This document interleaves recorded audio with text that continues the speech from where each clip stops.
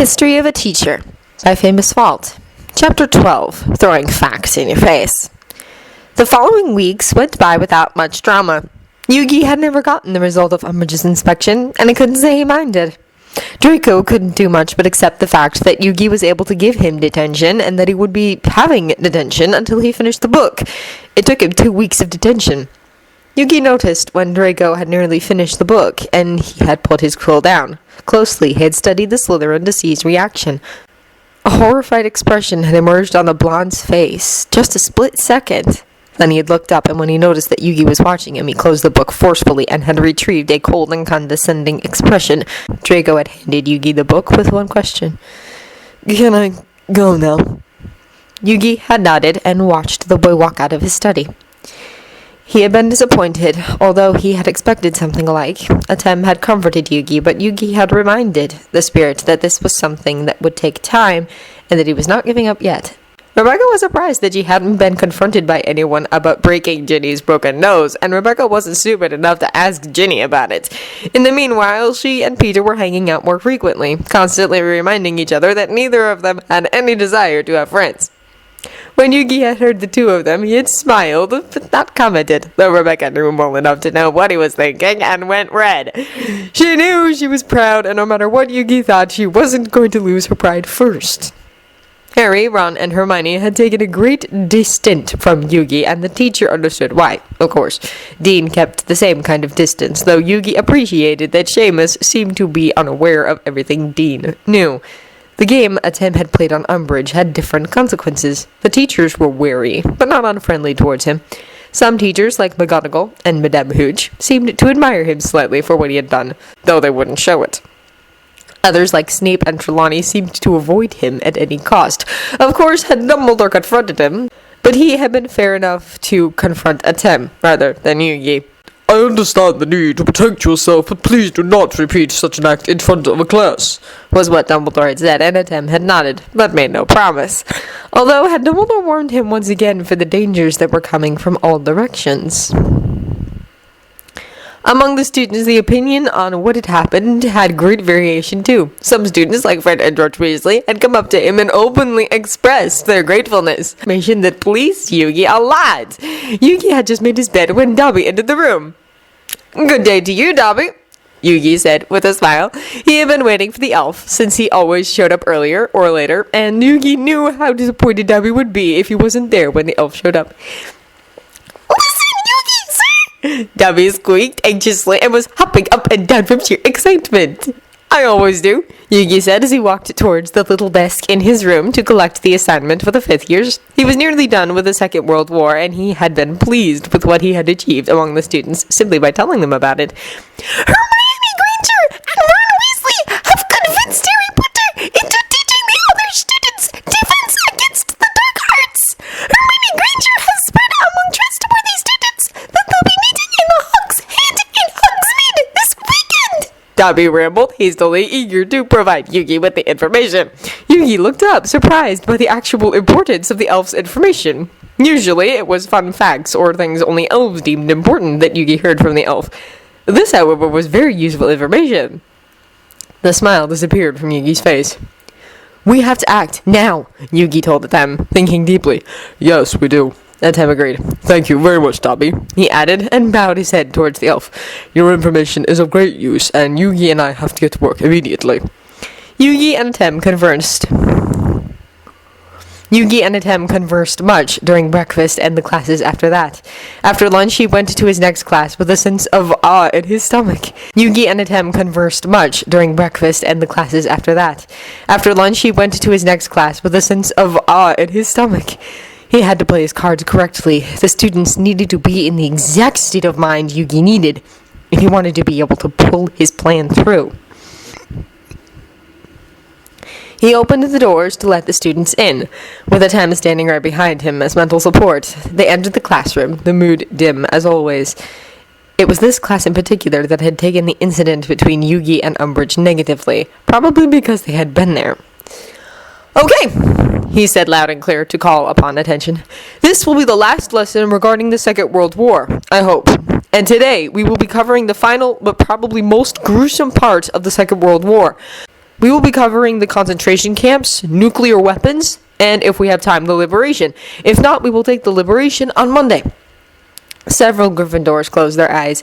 They had heard enough about the concentration camps to know that it'd be a very unpleasant lesson, like they nearly almost were when covering the subject of the Second World War. Just to see how many of you know what a concentration camp was. The ones who had closed their eyes raised their hands. Among them were Seamus, Hermione, and Dean. Okay then, since knowledge of these is nearly nothing, I'll start from the beginning. As you all know, where Jews, gypsies, homosexuals, and several others loathed, refused the right to live. I've stated this several times before, but never has a single one of you asked what happened to them if caught. Yugi threw a glance towards Malfoy. He knew that Anne Frank hadn't survived, but he didn't know what had happened to her exactly. It was about time to see how corrupted Malfoy was. If someone was caught, they'd be sent to either a concentration or extermination camp, which are two different things, and the family hiding them were often put against the wall and shot, the most common way of executing people. Yugi certainly had the attention of the entire class now. They listened with expressions of disgusted fascination and terror.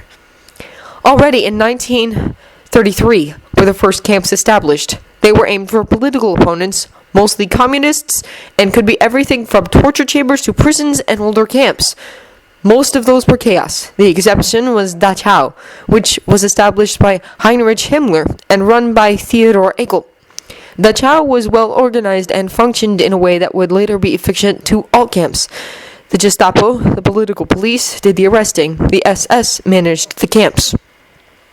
He took a pause to make sure that everyone was taking the information in, but he didn't worry. Everyone was listening. Atem was listening too. He didn't know this part of history, and he was sitting on the chair behind Yugi's desk with a disgusted expression that matched that of the students.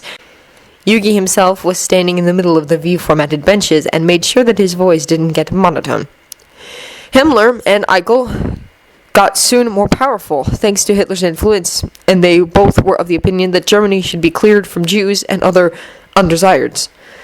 In 1936 to 1937, Eichel had 2 new camps built, and these were the 2 first actual concentration camps, since they were built for that purpose.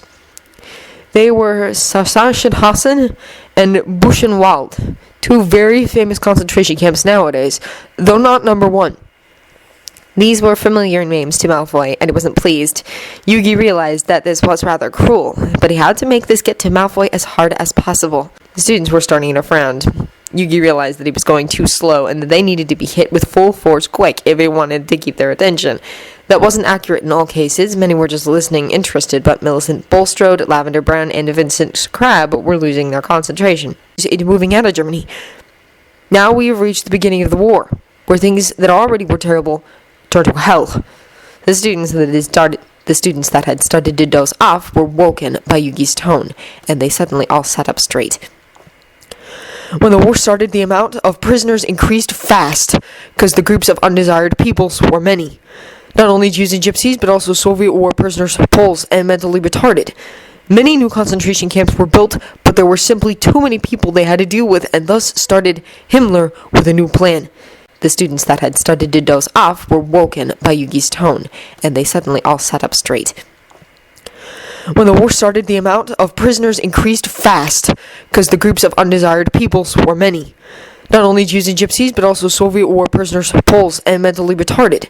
Many new concentration camps were built, but there were simply too many people they had to deal with, and thus started Himmler with a new plan. Many people in the concentration camps were unable to work, often mentally retarded, weren't able to do so, and thus they were of no use, even in there. Himmler's plan was called Action T4, and was to gas every mentally retarded that entered the camp to death immediately. Of course, they didn't stick to mentally retarded people. With Action 14F13, any person unable to work was selected by so-called T4 doctors and gassed to death. Also, random people were selected to be gassed to death due to their race or political opinion. At least 14,000 died in that way. Since this wasn't enough to stop the abundance of prisoners, more plans alike targeted random groups of unwanted people, like Plan 14F14. With 14F14, the different ways of execution were depending on the camps.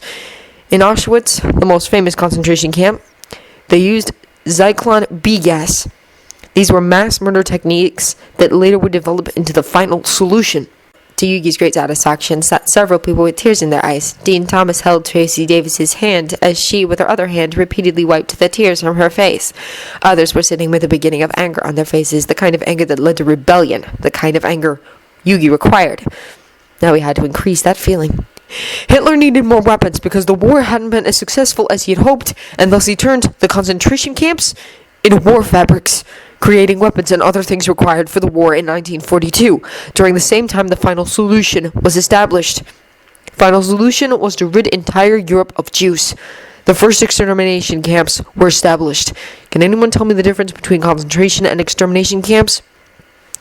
Seamus raised his hand and straightened his back, but did no effort to wipe the tears from his face. Yugi nodded at him, both to allow him to speak and to acknowledge the strength he showed. The concentration camps were places where you were supposed to work. In some rare cases, you could be released, and everyone was said their political opponents and common criminals, as well as undesired. And there were places filled with slave labor, illness, little food, and exhaustion. Extermination camps were different. They were for Jews, mainly, and they killed people systematically, mostly as soon the people arrived in gas chambers. But there were also combined concentration and extermination camps who kept a minor part of the new prisoners alive, so they could die due to starvation, exhaustion, sickness, or by random mass shooting while working. Yugi nodded. Very good. You know a lot about it. Seamus turned red and looked away. Grandpa was part of the liberation of Auschwitz-Birkenau. Sometimes he told us he didn't want us to ever forget how terrible people could be. Can you tell what kind of camp Auschwitz-Birkenau was? Yugi asked, pushing the Gryffindor further. It was combined. It wasn't Poland. It was one of the worst. Most people died there. Seamus looked away and wiped his tears. Yugi and Seamus were equally surprised as Tracy leaned backwards, so she could put a hand on his shoulder to comfort him. She gave him a weak smile, which he returned, grateful but confused. A low fuss erupted among the Slytherins. I'm proud of him, Atem remarked slowly. She is brave. I think you chose the right person. People arrived at the camps, regardless of which kind of camp, by train. Many died already during that trip due to dehydration. A Swedish diplomat described what happened in Belzec, which was an extermination camp that killed everyone that arrived within a couple of hours. With exception of the Sonderkommando, which were workable Jewish men who were allowed to live 4 months and do the dirty work. The diplomat couldn't interfere, but he wanted to alert the rest of the world about what was going on, which is what he did. Yugi picked up a book and opened it at the place the corner of the page was folded. Let me read this to you. Unterscharführer Hakenholt was making great efforts to get the engine running, but it doesn't go. Captain Worth comes up. I can see he is afraid because I am present at a disaster. Yes, I see it all, and I wait. My stopwatch shows it all. 50 minutes, 70 minutes, and the diesel engine did not start. The people wait inside the gas chambers in vain. They could be heard weeping, like in the synagogue, says Professor Fastensteel, his eyes glued to a window in the wooden door. Furious, Captain Worth lashes the Ukrainian prisoner assisting Hakenholt 13 times in the face. After 2 hours and 49 minutes, the stopwatch recorded it all. The diesel started. Up to that moment, the people shut up in those 4 crowded chambers were still alive. 4 times 750 persons in 4 times 45 cubic meters. Another 25 minutes elapsed. Many were already dead, that could be seen through the small window, because an electric lamp inside lit up the chambers for a few moments. After 28 minutes, only a few were still alive. Finally, after 32 minutes, all were dead. Dentists then hammered out gold teeth, bridges, and crowns. In the midst of them stood Captain Worth. He was in his element, and showing me a large can full of teeth, he said, "See for yourself the weight of that gold. It's only from yesterday and the day before. You can't imagine what we find every day. Dollars, diamonds, gold. You'll see for yourself." Parvati Patil sat with her face buried in her hands, and Lavender Brown held an arm around the girl with a blank expression on her face, which told Yugi that she was refusing to process the information. Hermione Granger cried too, and Ron Weasley didn't seem to know what to do. Eventually he put a hand on Hermione's back, while Harry was more comfortable with comforting the clever girl as a flaming anger burned behind his glasses. Malfoy was pale. Now that he knew what exactly had happened to the girl and her family, which he had read about, he was shaking with disbelief. Daphne Greengrass was crying too, something Gregory Goyle was very uncomfortable with. Blaise Zabini looked confused. Yugi assumed that he was the first to make the connection. Many of these people were told that they'd be deloused, and the SS working in the camps played that theater good, really good. They small-talked about camp life. They helped the young and the older to undress, gave them even towels in some cases. They even went in with them until the door was closed. Someone was always waiting outside the door, as if he'd be receiving them after they'd showered. How could they all fall for that? Hermione wondered, horrified. They didn't. Already after they left the train, the SS removed the ones who would warn the rest of the prisoners and shot them. Then there were the people that realized that there was nothing they could do. Those people could joke with the children while mortal fear was visible in their own eyes. Many guessed while in there. Many mothers tried to hide their children under their clothes. There were SS walking around the changing rooms just to prevent that. Mothers were encouraged to take their children with them. It is said that the people in there didn't suffer. They died before feeling anything. But does any of you think that matters? Do you think pain could bypass the fear they felt? Many went hysteric while undressing. Those were taken outside and shot. Yugi made a shrugging gesture. He had to take a break himself if he didn't want to start crying. The students were in shock, each and every single one of them. Tim was too. Are you all still listening, or is it better if we take a break? He asked. Can't we finish this now? Parvati wondered, without looking up.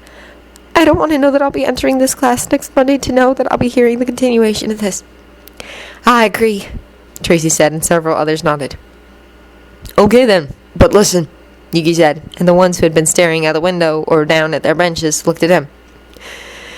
After they died, they had to get rid of the corpses, which they did by burning at that point, since burying them took too much time. Though in Bergen-Belsen they buried people in mass graves, a girl named Anne Frank lays there, Yugi said, and looked directly at Malfoy. She died from illness. A typhus epidemic got hold of the camp in the winter of 44. Many died. Anne and her older sister, Margit, were nothing to the SS that buried them. They disappeared among the other dead faces. Malfoy's expression shifted between an anger turned directly toward Yugi and devastation. He didn't cry, but he was close. He narrowed his eyes when he noticed that Crabbe and Goyle were watching him.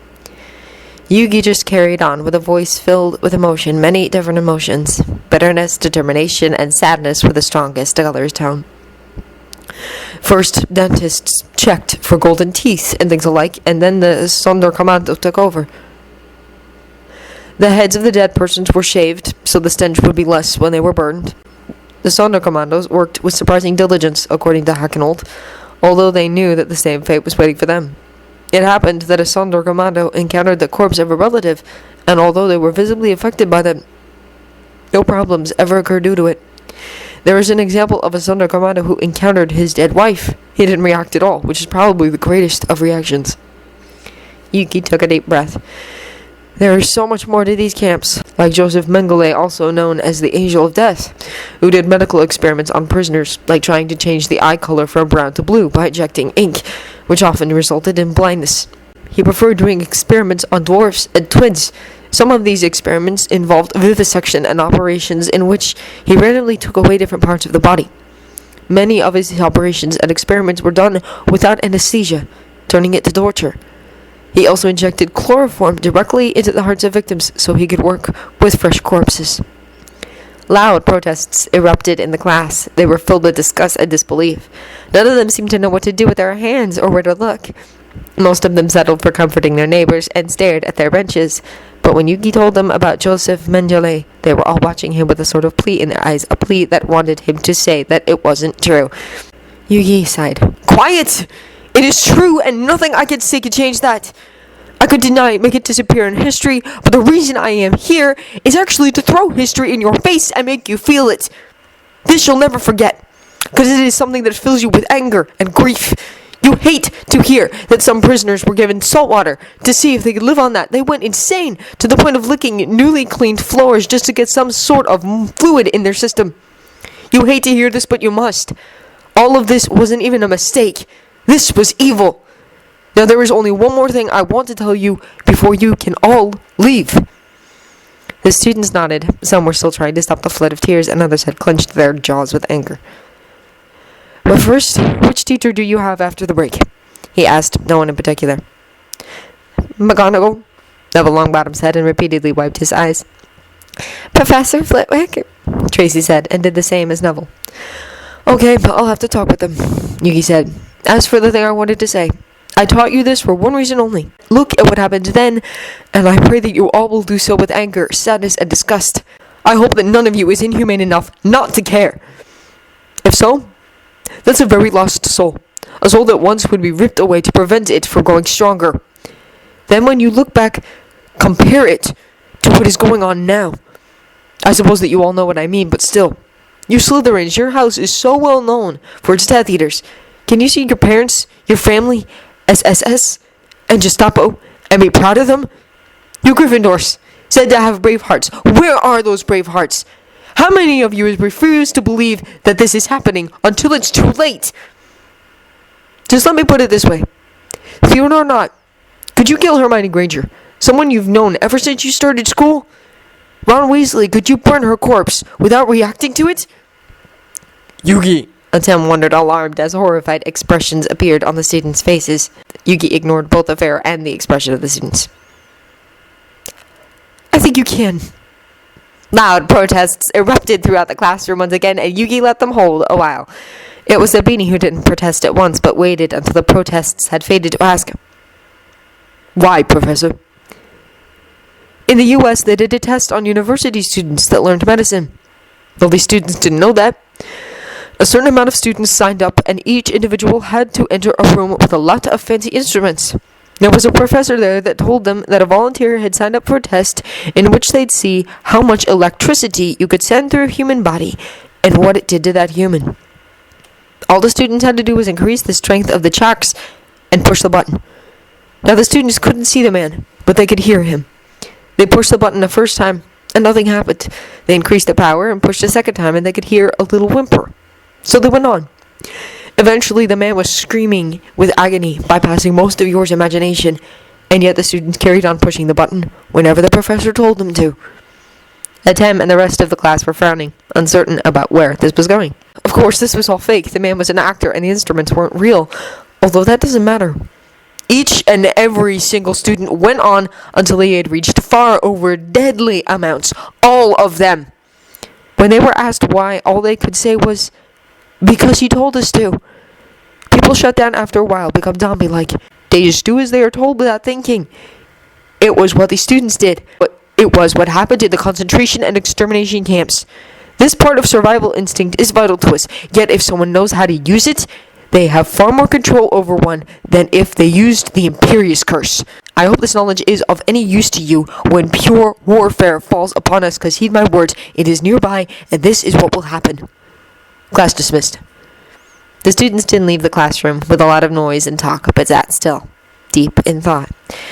Eventually, Neville Longbottom got up and left the room quietly, staring at the ground in deep thoughts. It took a while, but the rest followed his example.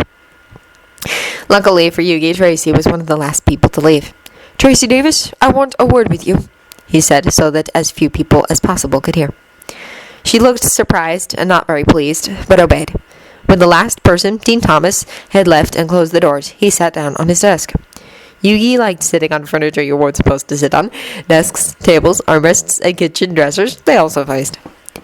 Miss Davis, Yugi started, you once stated that even some of you would fight against him. Did you refer to yourself, or was it empty words? Tracy looked at him and thought a couple of minutes. Someone needs to change what's going on. Professor Umbridge doesn't prepare us for anything. The Ministry has put its head in the sand like an ostrich, and people are attacked and disappear at random. It's scary. I'm scared, but I believe... She took another pause. I believe I'd fight nonetheless once hell comes crashing down. Why? A rebellion is starting this weekend. A more skilled teacher will teach the students willing to oppose Umbridge to prepare them for when Voldemort comes out in the open. Yugi was disturbed when Tracy winced violently at the name. Why do you fear the name? He wondered, slightly annoyed. A name is just a name. If I say you-know-who or Voldemort, do you see anything differently? By now the name you-know-who should indulge more fear than the name Voldemort does. Yes, Professor. I know, Tracy sighed. It's just not wise to say the name. My parents have always told me that. Say, in the previous war, there was a taboo on the name. Speaking it would summon Death Eaters immediately, she explained. Yugi was very disturbed by that fact and bit his lip. I better take heed to that warning. Thank you. If you're uncomfortable with it, I won't speak the name again, he said. It's fine, but what about the rebellion? She wondered, sincerely interested, in the good way. So, you'd be willing to join a student group that will go behind Umbridge's back to learn defense against the dark arts? Yugi wondered, despite the fact that probably overall distrust and dislike will be directed towards you. I assume you realize that you'll be the only Slytherin attending the group. I can do that. It doesn't matter what they think. What matters is that we can defend ourselves, she said affronted. Good. That's the attitude I desired, Yugi said, satisfied. It was Hermione Granger's idea to start this rebellion, and she wants Harry Potter to teach you all. She has spread the message among people she thought to be trustworthy, and to make sure that Umbridge won't find out. Now I am telling you, I'm offering you the chance to prove that they can't automatically assume that you Slytherins will side with he who must not be named. If you fail that chance, you'll ruin it for everyone in your house. I'm taking a huge gamble, and if you would go to their meeting this weekend, you'll be tasked with something very tough. Think about it thoroughly. You should know I did.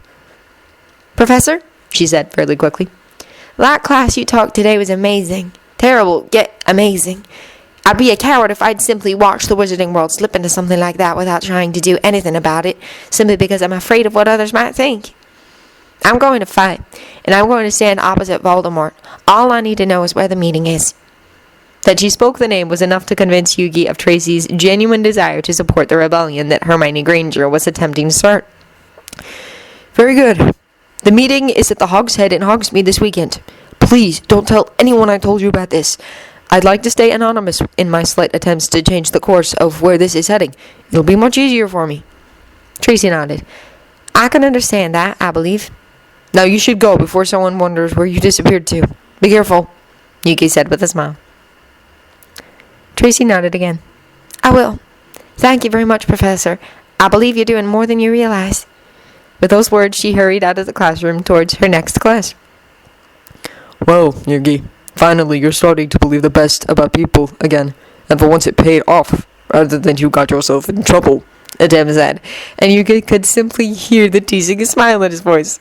That's not funny, he said, not the least amused, but Adem didn't care.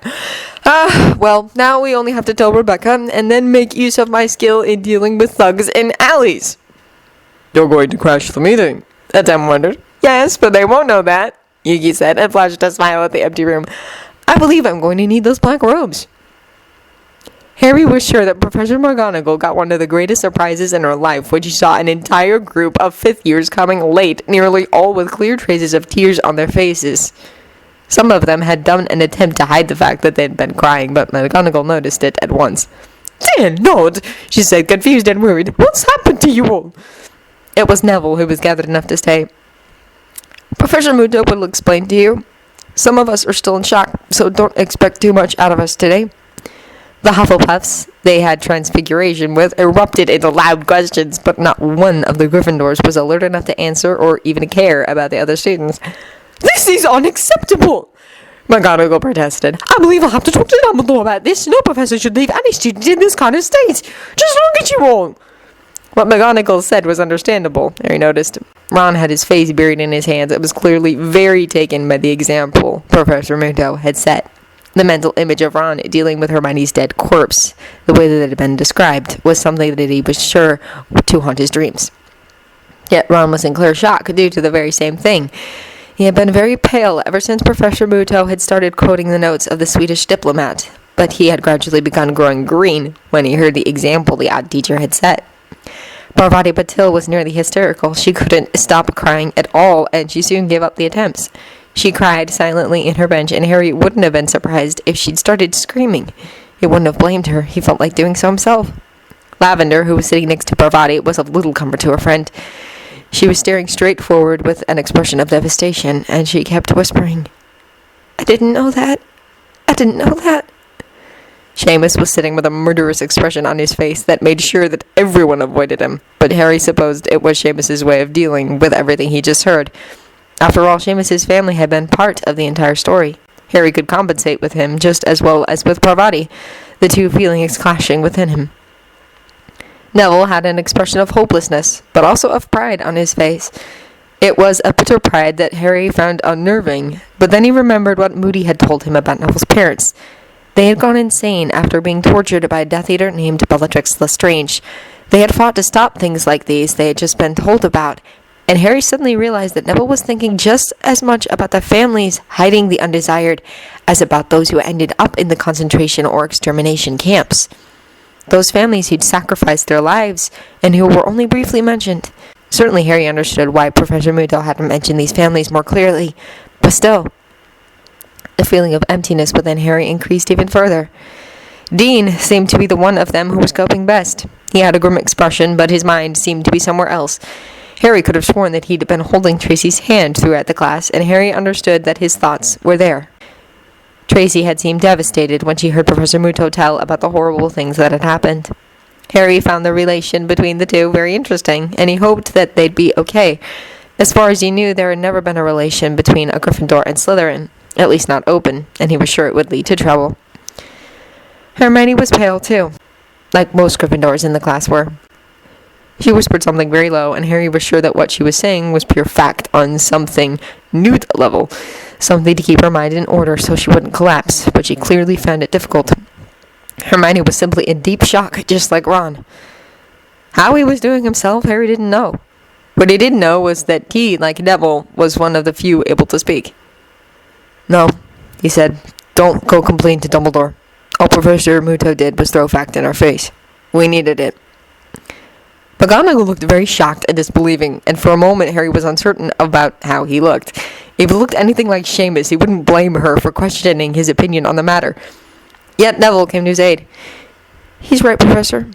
We may have taken it hard now, but what he did was good.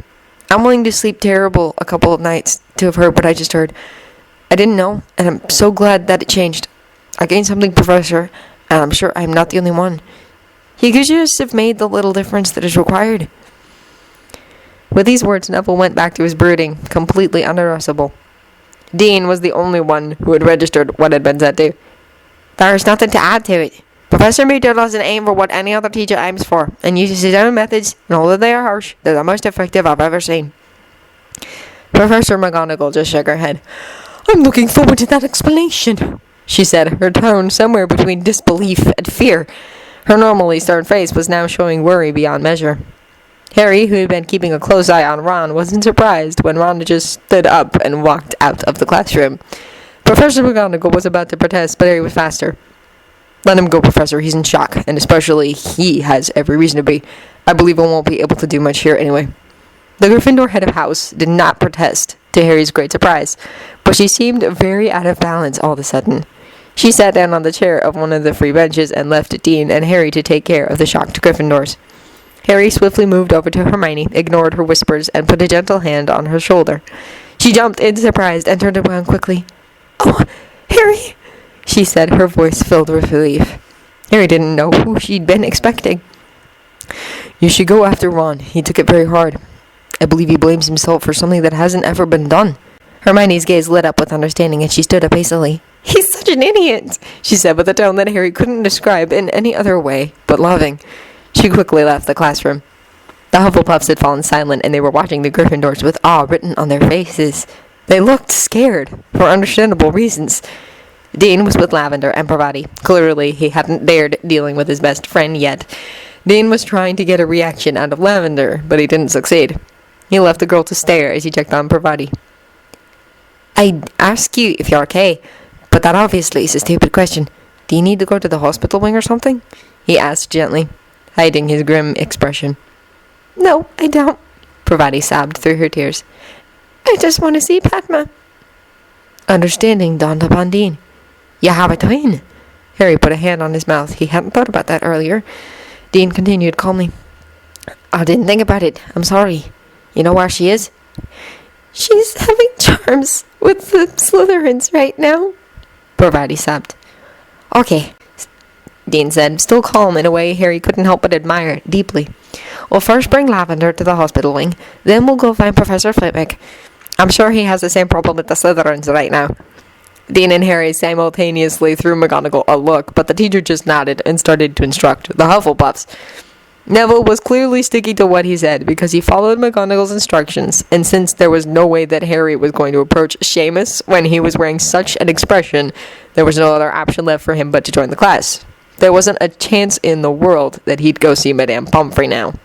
Suddenly, he wasn't looking up towards the meeting this weekend anymore. He'd prepare as many students as he could so they'd be able to fight whatever was approaching.